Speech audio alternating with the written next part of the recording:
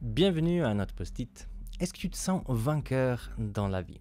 Cette question t'interpelle. Il faut véritablement écouter ce post-it jusqu'à la fin. Aujourd'hui, je propose un texte qui se trouve dans la première lettre écrite par Jean, au chapitre 5 et au verset 5. Il nous dit comme ça le texte. Qui est vainqueur du monde, sinon celui qui croit que Jésus est le Fils de Dieu? C'est vrai qu'on a tendance, depuis la cour d'école, de diviser le monde entre vainqueurs et perdants. Et déjà là, celui qui gagnait le foot, il était vainqueur, et celui qui perdait, il était bien un perdant. Et ce texte nous parle que nous, on peut être vainqueur du monde. Et c'est vrai que quand je regarde cette définition, j'ai du mal à me retrouver là.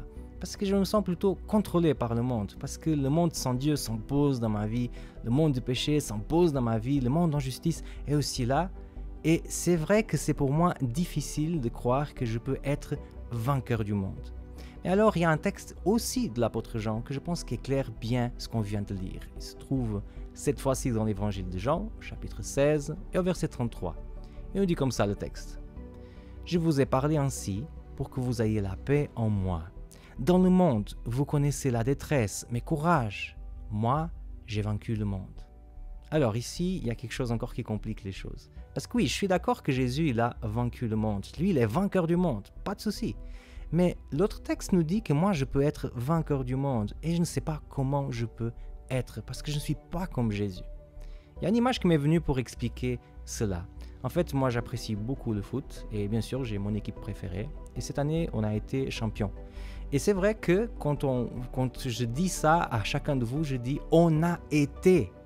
Pourtant, j'ai jamais été dans le terrain de foot. J'ai pas joué un seul match. J'ai même raté certains matchs. Et je suis pas un grand connaisseur de foot.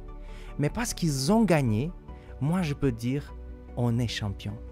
Et ça arrive exactement la même chose avec Jésus-Christ. C'est toi tu te réclames de Jésus, c'est toi tu reconnais qu'il est Fils de Dieu, c'est toi tu te reconnais comme un disciple de Jésus. Lui il a gagné, mais cette victoire peut aussi être à toi. Donc par lui, tu peux aussi être vainqueur. Qu'est-ce que tu aimerais être finalement? Vainqueur avec Jésus, ou perdant, tout seul? Moi je m'appelle Sami Cunha et c'était le post-it d'aujourd'hui.